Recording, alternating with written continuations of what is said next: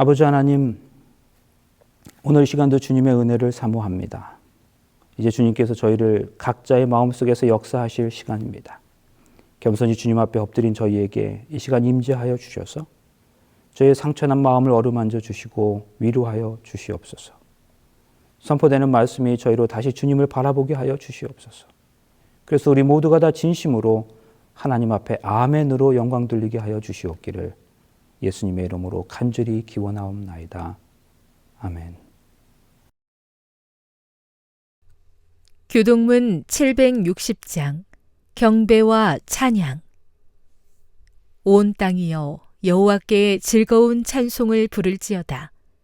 기쁨으로 여호와를 섬기며 노래하면서 그의 앞에 나아갈지어다. 여호와가 우리 하나님이신 줄 너희는 알지어다. 그는 우리를 지으시니요 우리는 그의 것이니 그의 백성이요 그의 기르시는 양이로다. 감사함으로 그의 문에 들어가며 찬송함으로 그의 궁정에 들어가서 그에게 감사하며 그의 이름을 송축할지어다. 여호와는 선하시니 그의 인자하심이 영원하고 그의 성실하심이 대대에 이르리로다.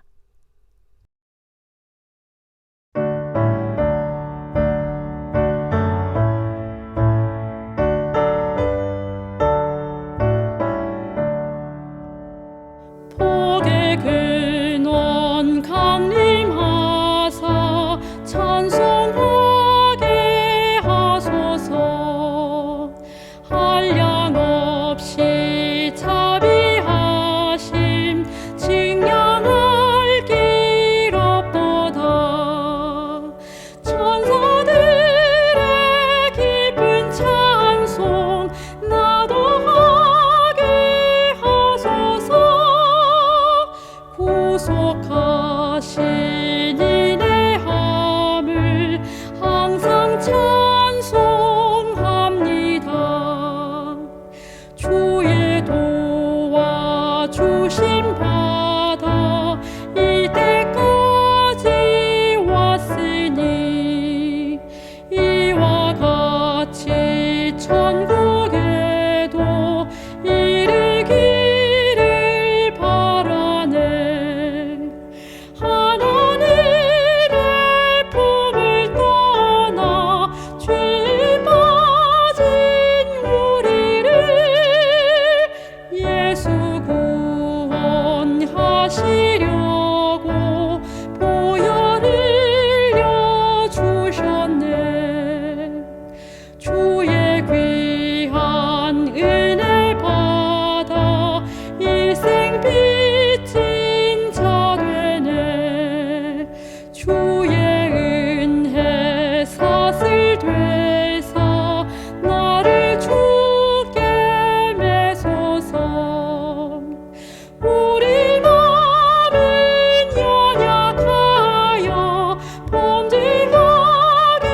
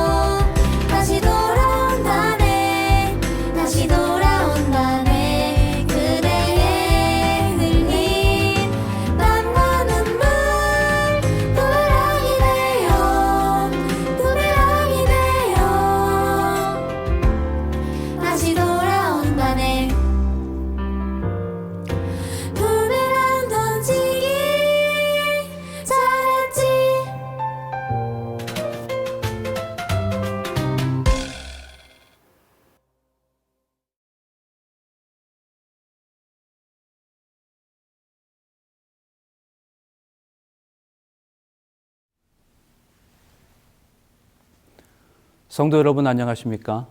무덥고 습했던, 비도 유난히도 많았던, 그래서 우리에게는 큰 슬픔도 안겨주었던 여름이 지나고 이제 새로운 계절로 들어서고 있습니다.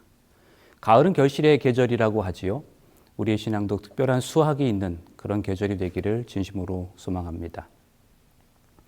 기독교 역사에 있어서 보통의 일반 그리스도인 신자들에게보다는 특별히 목회자들이나 또 신학자들에게 더 많이, 그리고 더 잘 알려진 신학자나 또 목회자들이 있습니다. 요한 웨슬레, A.W. 토저, 마틴 로이드 존스 이런 목사님들입니다.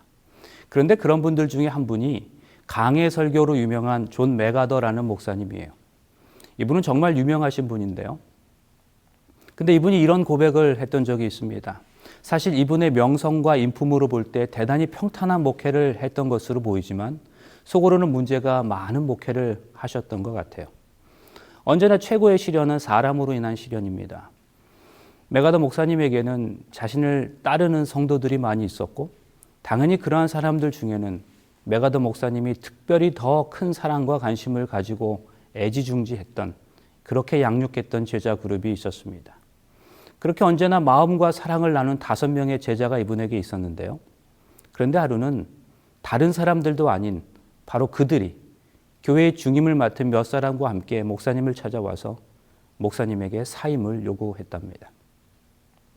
존 맥아더 목사님이 생각하기에 그들이 그러한 요구를 하는 이유가 정말 말도 안 되는 것들이 있다는 거죠.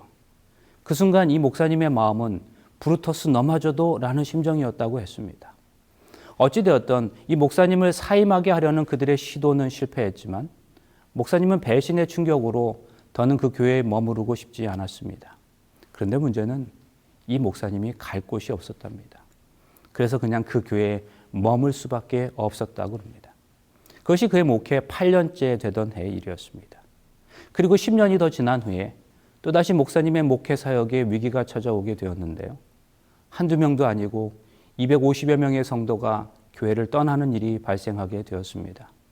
목사님의 설교가 너무 길고 지루하기 때문이라고 했습니다. 목사님에 대한 온갖 비난과 공격이 있었어요. 맥아더 목사님은 말할 수 없는 마음의 상처와 배신감으로 인해서 이번에는 정말 교회를 떠나고 싶었습니다. 그러나 이때도 역시 갈 곳이 없었습니다. 그래서 그냥 머물 수밖에 없었답니다. 이후에 그 모든 경험을 돌아보며 존 맥아더 목사님은 이러한 유명한 말로 자신의 삶을 고백했습니다. 갈 곳 없는 은혜가 나를 붙들었다. 성도 여러분, 사실 우리 삶에서 경험하게 되는 많은 고난은 우리로 고난으로부터 멀리 도망가고 싶은 마음을 가지게 하죠. 그러나 성도 여러분, 대부분의 고난의 시간은 우리로 그렇게 도망갈 때가 아니라 사실은 우리 인생의 뿌리를 더 깊게 강화시켜야 할 때라는 사실을 기억해야 합니다. 미국에서 목회할 때에 매년 1년에 2번씩 미시간 앞에 목회자 협의회에 참석하곤 했습니다. 목회자 협의회는 앤드루스 대학교가 위치한 베리언 스프링스에서 북쪽으로 5시간가량 떨어진 미시간 앞의 캠프장인 캠프 에유세어볼이라고 하는 곳에서 열렸습니다. 정말 아름다운 장소입니다. 캠프장 중앙에 작지 않은 호수가 하나 있는데 그 호수 주변을 한 바퀴 도는데 약 40-50번이 걸려요. 정말 작지 않습니다. 호수 주변에 난 산책로를 걷다 보면 주변의 모습이 얼마나 아름다운지 모릅니다. 그래서 그 산책로가 제게는 목회자 협의회에 참석할 때마다 늘 기대가 되는 코스 중에 하나였습니다. 그런데 어느 겨울에도 목회자 협의회에 참석하여 그 산책로를 걷고 있었어요. 그런데 문득 한 가지 사실을 발견했습니다. 그 산책로 사이로 수직으로 곧게 뻗은 나무들이 빽빽하게 쏟아 있는데 종종 뿌리채 뽑혀 있는 나무들을 볼 수 있었습니다. 비가 많이 오고 바람이 불면서 쓰러진 나무들이었죠. 너무나 큰 나무들인데 너무나 쉽게 쓰러져 있었어요. 왜 그럴까요? 호수 옆이기 때문에 토질이 좋고 양분이 많아서 뿌리를 깊게 내릴 필요가 없기 때문입니다. 실제로 이러한 지역의 나무들은 20m 높이의 나무라 할지라도 그 뿌리는 2m도 되지 않는다고 합니다. 반면에 사이판 산꼭대기의 나무는 24시간 엄청난 바람을 맞고 버텨야 합니다. 생존을 위한 최악의 조건이죠. 그래서 그곳의 나무의 높이는 2m도 되지 않는답니다. 그런데도 그러한 나무들은 대부분 1000년의 나이를 먹은 것들입니다. 그리고 뿌리의 깊이는 무려 20m까지도 내려갑니다. 외적인 시련을 자신의 뿌리를 강화시키는 기회로 삼은 나무들이죠. 그리고 이제는 웬만한 도전으로는 뿌리가 뽑힐 리 없는 생명력이 강한 나무가 된 것입니다. 성도 여러분, 이러한 사실들이 우리에게 주는 영적인 교훈이 있습니다. 고난이 온다고 해서 그것을 피하기 위해 가볍게 움직이지 말고 오히려 뿌리를 내리라는 거죠.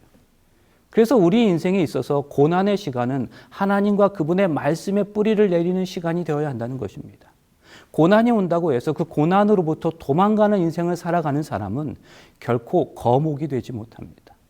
그저 화분용 인간이 되고 마는 거죠. 생각해 보면 고난은 우리 인생에서 단 한 번만 우리를 찾아오는 게 아닙니다. 다음에도 거의 같은 고난이 우리를 찾아오죠. 나이 들고 더 어려운 여건에서 맞는 고난이 있어요.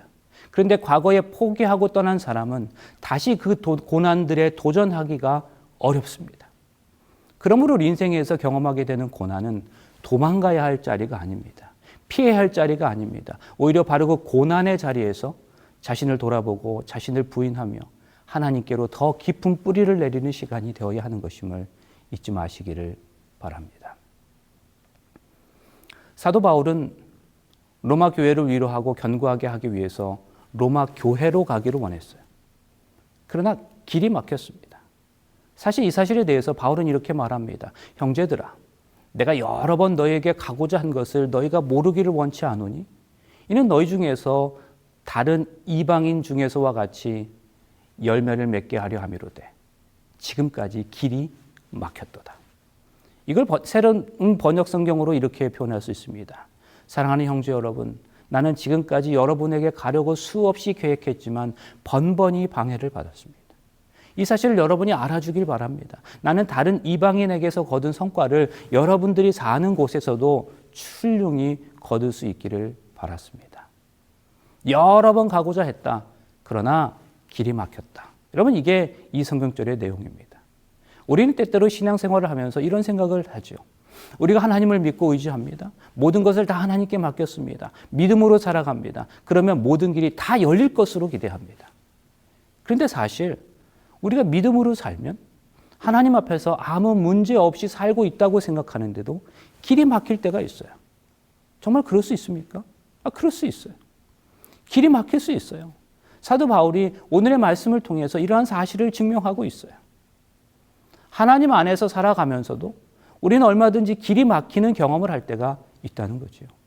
그런데 믿음이 약한 사람들은 이러한 사실에 앞서서 또한 이런 상황에서 낙심하기도 하고 소극적이 되기도 합니다. 그러나 그것을 진정한 신앙의 삶을 잘못 이해한 결과죠. 고난이 오히려 우리의 삶에 큰 유익이 될 수도 있음을 우리는 기억해야 합니다. 왜 그렇습니까? 고린도서 1장을 읽어보면 쉽게 그것을 이해할 수 있습니다. 사도 바울은 말합니다. 찬송하리로다. 그는 우리 주 예수 그리스도의 하나님이시요 자비의 아버지시요 또 모든 위로의 하나님이시며 그리스도의 고난이 우리에게 넘친 것 같이 우리의 위로도 그리스도로 말미암아 넘치는도다. 하나님은 우리 삶에서 때때로 고난도 허락하시지만 그와 동시에 위로도 허락하신다는 겁니다. 고난과 위로는 함께 오는 겁니다. 고난 당하니까 위로가 있는 거예요. 그러면 여러분, 위로가 뭡니까? 도와주시는 거죠. 영어로 comfort라고 얘기해요. 여기서 폴트가 힘입니다. 힘으로 우리를 건져주시는 거죠. 그럼 우리가 하나님의 힘을 느낄 수 있는 때는 언제입니까? 역설적이지만 고난의 순간입니다. 그 고난의 순간에 하나님이 위로를 주시는 겁니다. 그러므로 지금 이 성경절이 우리에게 말씀하시는 것은 뭘까요? 우리는 흘러 넘치는 인생을 살아간다는 거예요. 우리네 인생에서 고난이 흘러 넘칠 수 있어요. 그런데 그 고난만 흘러 넘치는 것이 아니라 위로도 하나님의 힘도 함께 흘러 넘치는 인생을 우리가 살아가고 있는 것입니다. 그리고 그 흘러 넘치는 위로로 말미암아 고난을 능히 이길 수 있다는 사실입니다. 그러면 성도 여러분, 하나님을 신실히 믿고 의지하는 백성들에게도 길이 험난한 이유는 과연 무엇일까요? 왜 하나님의 백성들이 고난을 당하는 걸까요? 도대체 그 고난의 과정을 통해서 하나님께서 당신의 백성들에게 말씀하시고자 하시는 것은 무엇일까요? 그것은 우리가 인생을 살아가면서 환경의 인도가 아니라 말씀의 인도를 받아야 한다는 사실을 깨닫도록 하시기 위함입니다. 성도 여러분, 사실 우리의 삶을 정직하게 들여다보면 오직 하나님의 말씀만이 우리의 삶을 인도해야 한다고 입으로는 고백하면서도 정작 말씀을 통해서 인도함을 받을 때보다 환경의 인도를 받을 때 더 쉽게, 더 강하게 반응하는 것 같습니다. 우리 신앙의 삶이 말씀의 인도보다도 환경의 인도를 받을 때 더 크게 반응하는 것처럼 보인다는 말씀이에요. 우리가 어떤 일을 계획하고 그 일을 추진하다가 길이 열리면 다 주의 뜻이라고 생각해요. 물론 정말 그럴 수 있습니다. 그것이 정말 주의 뜻일 수 있습니다. 그러나 모든 경우가 다 그렇다고 말할 수 있을까요? 그건 아니라는 거죠. 그러므로 어떠한 환경이 우리의 믿음의 확신이 되어서는 안 된다는 말씀입니다. 하나님께서 우리에게 환경을 통해서도 일하시지만 그것이 또 사실이기는 하지만 우리는 우리의 삶에서 너무도 많이 어떤 환경의 확신이 말씀의 확신과 인도보다도 더 중요한 것으로 생각할 때가 너무 많은 게 사실이고 또 그게 문제입니다. 여러분, 이거로 참으로 위험한 생각입니다. 기억하세요. 우리는 환경의 인도가 아니라 말씀의 인도가 필요합니다. 그래서 환경이 좋아지면 좋아진 환경을 통해서 확신을 얻어야 하는 것이 아니라 그저 그 환경으로 인해서 감사하면 되는 것입니다. 우리가 어떤 프로그램을 계획했어요. 교회에서 말이에요. 그런데 그 기간 내내 날씨가 좋았습니다. 그러면 여러분, 그 좋은 날씨가 하나님께서 함께 하신다는 확신의 이유가 될 수 있겠습니까? 아니라는 말씀이에요. 그 좋은 날씨는 그저 감사의 조건입니다. 우리에게 필요한 환경이 주어졌을 때 그 환경으로 인해서 믿음의 확신을 갖는 것이 아니라 오직 하나님의 말씀이 우리의 믿음과 판단, 행동의 기준이 되어야 하는 거죠. 그렇게 환경의 인도가 아니라 말씀의 인도하심을 받을 때 비로소 우리는 믿음의 일관성 있는 삶을 살아갈 수가 있는 겁니다. 제가 미국에서 목회할 때에 매년 야외 예배를 행사를 했습니다. 어느 해에도 역시 교회가 야외 예배를 계획했고요. 1년에 한 번뿐인 행사였죠. 온 교인들이 이 특별한 행사를 기다렸습니다. 그런데 그 전날까지 멀쩡하던 날씨가 금요일 밤부터 흐려지더니 야외 예배 당일에 오전에 비가 억수같이 내렸어요. 그 다음 해에도 교회가 2박 3일간의 일정으로 교회 전체 캠프를 진행했습니다. 그런데 그 2박 3일 내내 비가 왔습니다. 그야말로 억수 같은 비였습니다. 그 다음에 야외 예배를 가려는데 우리가 정해놓은 날짜에 일기예보상 비가 내리는 것으로 예보되었어요. 바로 그 전날인 금요일에 다음날 날씨를 확인했는데도 하루 종일 비가 내리는 거였어요. 그래서 금요일 저녁 예배를 마치고 그 다음날 야외 예배 일정을 연기하는 광고를 했습니다. 그런데 그 다음날 비가 안 왔습니다. 분명히 비가 오기로 예보되어 있었는데 말씀이에요. 그리고 우리가 그 이후에 새롭게 날짜를 잡아 야외 예배를 갔는데요. 희한하게도 그날 비가 내려서 서둘러 점심을 먹고 철수해야 했습니다. 그래서 앤드루스 한인교회의 야외 예배는 날씨하고 참 인연이 없다고 말씀하시는 분들이 많았습니다. 아무튼 정말 날씨하고 앤드루스 교회가 안 맞는 것인지는 모르겠지만 분명한 것은 앤드루스 교회의 야외 예배 관련해서는 좋은 기억이 별로 없다는 것이 사실이에요. 그런데 한번 생각해 보세요. 좋은 환경이 확신이고 하나님의 뜻이라고 생각한다면 반대로 궂은 날씨는, 나쁜 날씨는 하나님의 뜻이 아니라고 말할 수 있겠습니까? 그것은 아니죠. 솔직히 미시간의 여름은 비 안 오는 날이 비 오는 날보다 훨씬 더 많습니다. 그런데 야외 예배로 정한 날짜에 비가 안 왔다고 해서 하나님께서 축복하셨다고 해석하는 것이 반드시 바른 것은 아니라는 말씀이에요. 물론 하나님께서 천연 계시 또 어떤 환경을 통해서도 말씀하시긴 하셔요. 그러나 그렇다고 해서 좋은 환경만이 하나님의 뜻은 아니라는 말씀입니다. 사실 우리가 이것을 모르는 것은 분명 아니죠. 그런데 이상하게도 고난과 고통의 문제에 들어서면 우리도 모르게 이 사실을 완전히 잊어버립니다. 그리고 고난은 무조건 나쁜 것으로만 생각해요.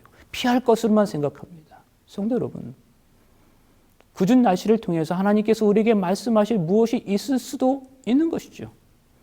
마찬가지로 모든 것이 좋고 행복해야만 하나님의 뜻이 아니라 고난을 통해서도 문제를 통해서도 하나님께서 이루시고 말씀하시고 싶으신 무엇인가가 있음을 우리는 기억해야 한다는 말씀이에요. 그러하기에 우리는 더욱더 환경이 아닌 말씀에 기초한 그 말씀의 인도함을 받는 삶을 살아가야 하는 겁니다.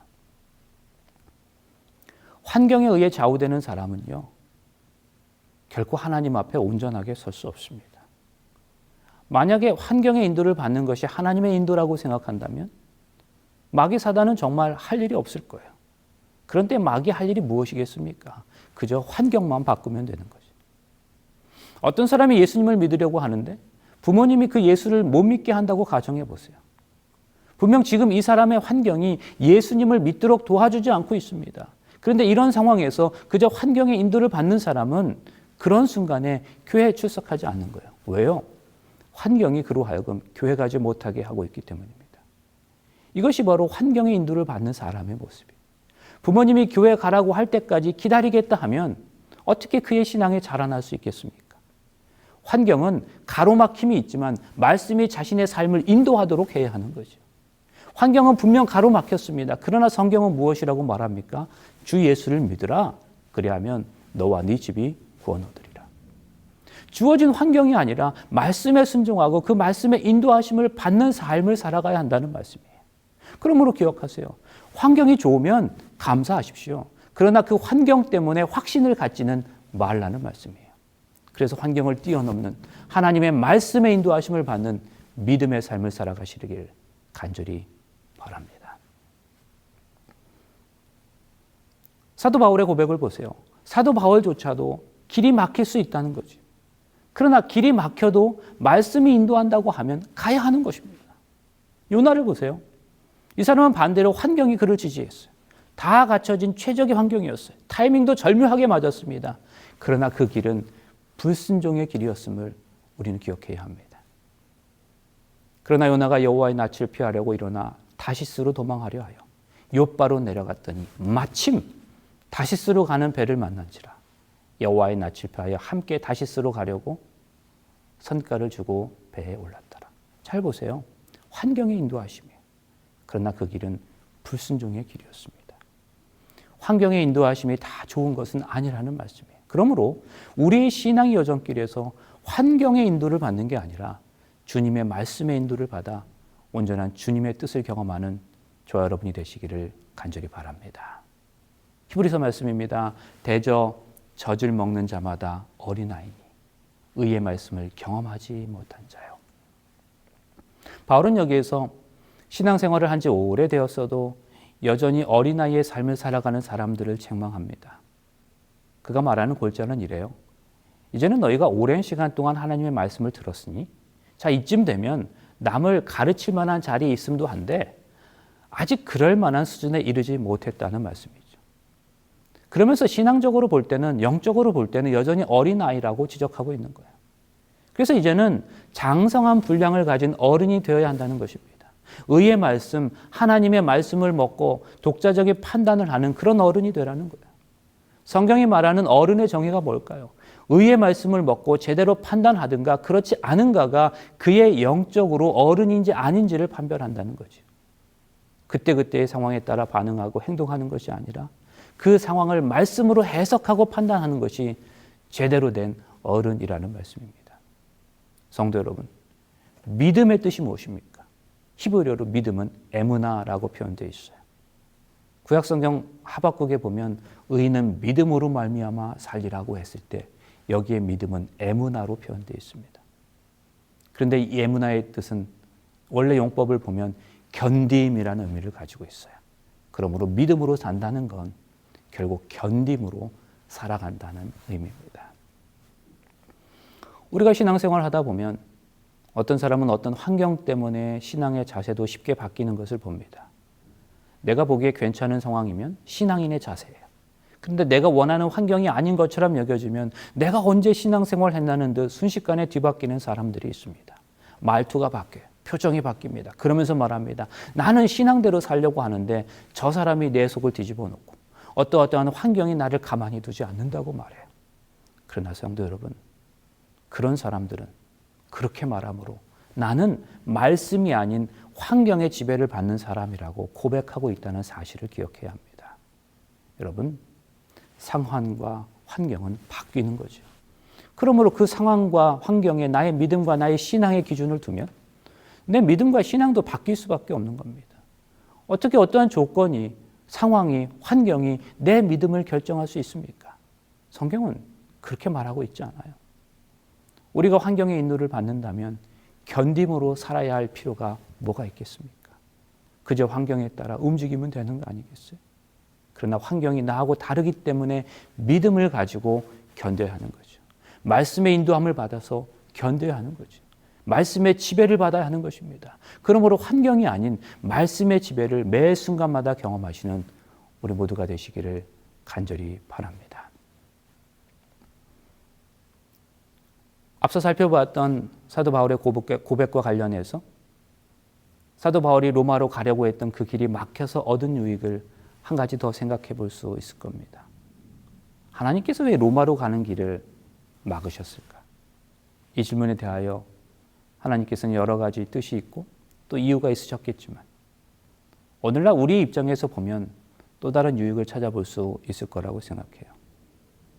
오늘 이 말씀을 대하는 우리 입장에서 볼 때 사도 바울이 로마로 가고 싶었는데 가지 못했던 그 유익이 무엇인가 하면 가장 원론적인 대답으로 하나님께서 사도 바울로 하여금 로마서를 기록하도록 하시기 위하였다는 거죠. 이 로마서는 그토록 가고 싶었던 로마에 길이 막혀서 갈 수 없게 되죠. 로마 교회 교인들에게 사도 바울이 간절한 마음을 담아 쓴 편지서입니다. 이런 생각을 해봅니다. 만약 로마로 가는 길이 막히지 않았다면 바울은 로마로 곧장 달려갔을 거예요. 그러면 오늘 우리가 읽고 있는 이렇게 읽고 보는 형태로서의 로마서라는 성경은 존재하지 않았을지도 모릅니다. 그가 직접 로마에 갔는데 뭐하러 글을 쓰겠어요? 하고 싶은 말들을 다 말로 하지 않았겠습니까? 이야기하고 설교하고 그리고 그가 직접 로마에 갔다면 그리고 그곳에서 하고 싶은 말들을 다 했다면 굳이 이런 형태의 로마서를 기록할 이유가 없었을 거죠. 그저 로마 사람들이 큰 은혜를 받았더라고 기록하면 그것으로 끝일 겁니다. 하나님께서 바울로 하여금 로마로 가는 길을 막으셨어요. 그런데 바울은 로마에 너무나 가고 싶었어요. 그래서 그가 감옥에 있으면서 복음의 내용을 잘 정리해서 로마의 교인들에게 편지서를 써 보냅니다. 그것이 바로 오늘날 우리가 읽고 있는 로마서예요. 무슨 말씀입니까?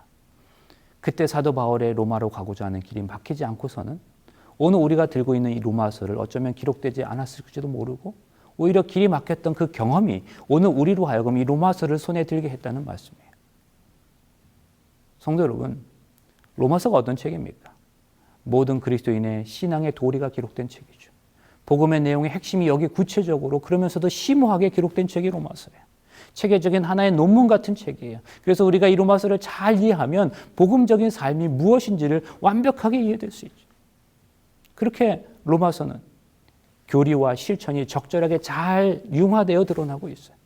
이 두 가지는 로마서 11장을 기점으로 해서 명확하게 구분되어져 있어요. 이러한 로마서가 우리에게 주어진 거예요.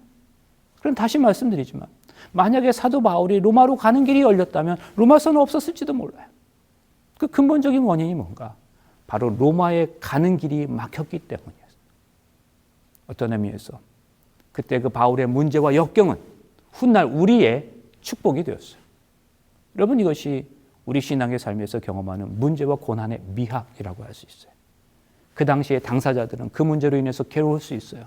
고통스러울 수 있습니다. 그러나 그러한 경험들이 훗날 다른 사람들에게는 축복이 될 수도 있다는 말씀이에요. 그러므로 오늘 우리의 문제가 더 멀리 보시는 하나님께는 이미 계획된 그분의 뜻일 수도 있음을 기억하시기를 간절히 바랍니다. 그렇습니다, 여러분. 어떠한 난관 때문에 더 큰 유익이 있을 수 있어요. 그러므로 우리는 복음을 창의적으로 접근할 수 있어야 합니다. 창의적으로 접근한다는 말은 얽매이지 않는다는 말이에요. 우리는 우리의 인생에서 모든 일에 철저하게 준비하며 살아가야 하죠. 그러나 매이지는 말아야 합니다. 우리는 열심히 살아야 합니다. 그러나 매이면 안 됩니다. 우리 인생이 그러해요. 철저히 준비하며 살아가야 합니다. 그러나 그 준비한 것이 전부인 것처럼 살아서는 안 된다는 말씀입니다. 오히려 순간순간마다 성령의 인도하심을 이끌림 받아 살아갈 수 있어야 합니다. 자유로움이 있어야 하는 거죠. 정말로 역설적이게도 우리 삶에서 모든 것이 막히는 경험을 할 때 비로소 우리는 진정한 자유를 경험하게 되는 거예요. 막히니까 내가 준비한 것 가지고 안 된다는 사실을 깨닫게 되는 거예요. 막히니까 내가 준비한 어떤 학벌 가지고 안 된다는 사실을 뼈저리게 경험하는 겁니다. 막히니까 내가 준비한 은사 가지고 안 되는 것 확인하게 되는 거예요. 내가 준비한 계획 가지고 안 되는 거 확인하는 겁니다. 그렇게 안 되는 거 있으니까 그 순간에 하나님께 매달리게 되는 거예요. 하나님의 뜻을 묵상하게 되는 거죠. 감옥 같은 상황에 처할 때마다 정신을 바짝 차리라. 무엇인가에 몰두하기에 감옥만한 곳도 드물다.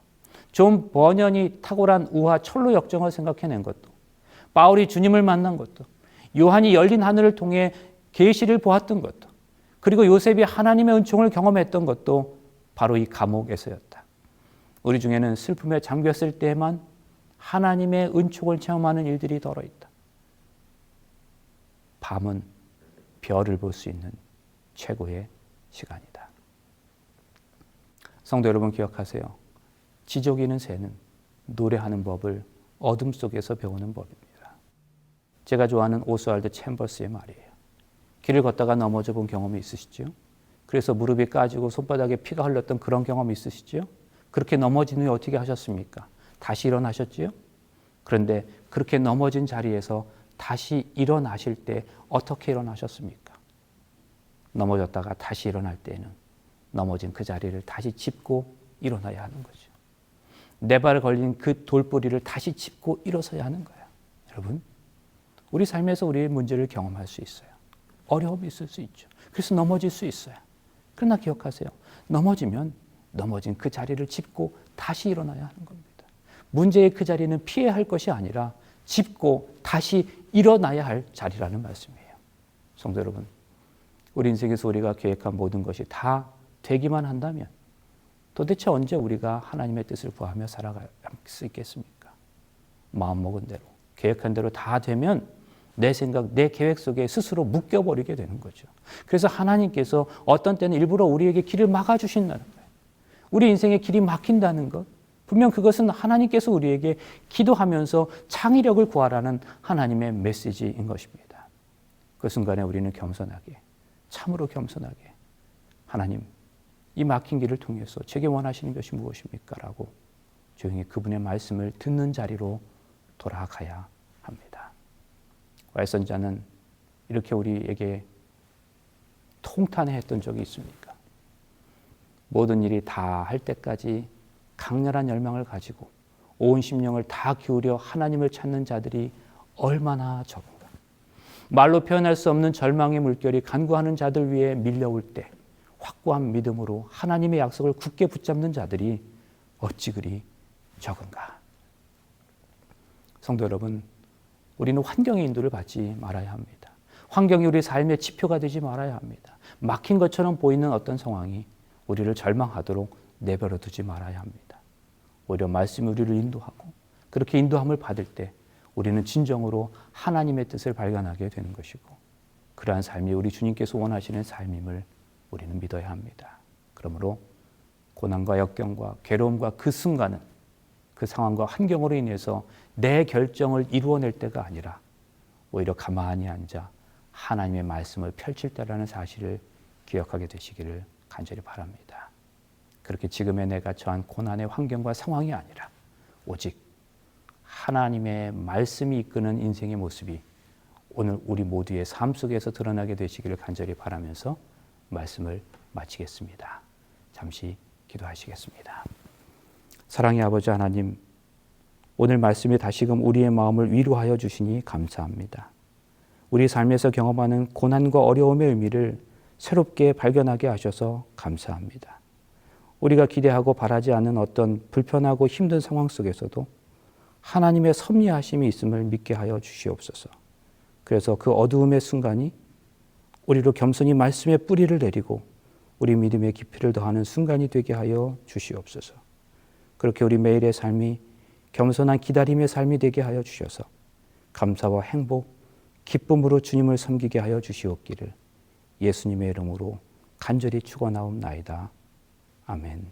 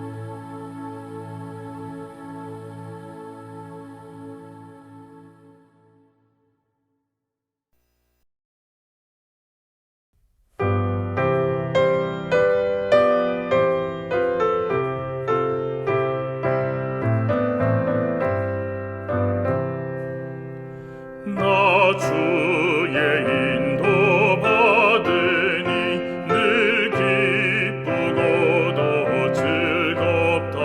나 무슨 일을 하든지 늘 인도하심 받겠네.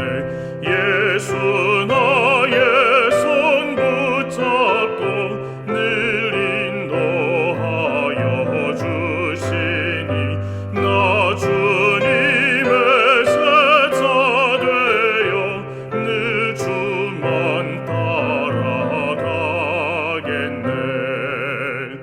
때때로 괴로움 만나면 때때로 기쁨 만나네. 나 어느 경우 당하나 늘 인도하심 받겠네. 예수 나의 손 붙잡고 늘 인도하여 주시니 나 주님의 제자 되어 늘 주만 따라가겠네. 주 인도하는 곳으로 늘 원망 없이 가겠네.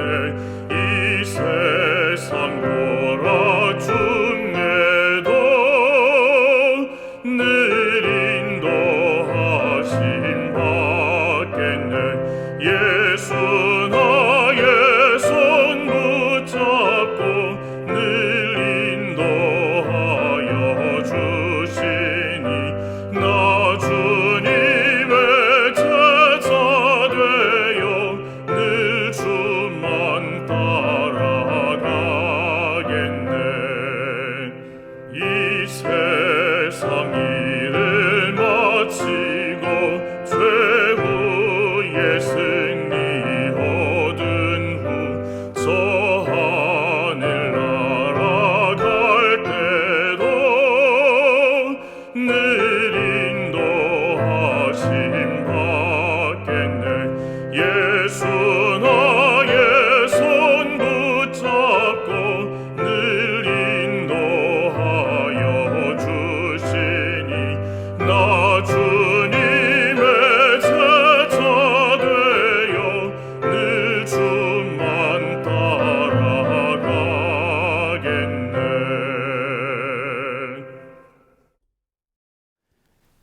이제는 주 예수 그리스도의 은혜와 하나님의 사랑과 성령 하나님의 감화 감동하심이 우리 삶에서 환경이 아닌 말씀의 인도를 받기로 결심한 모든 성도들이 함께하여 주시옵기를 예수님의 이름으로 간절히 축원하옵나이다. 아멘.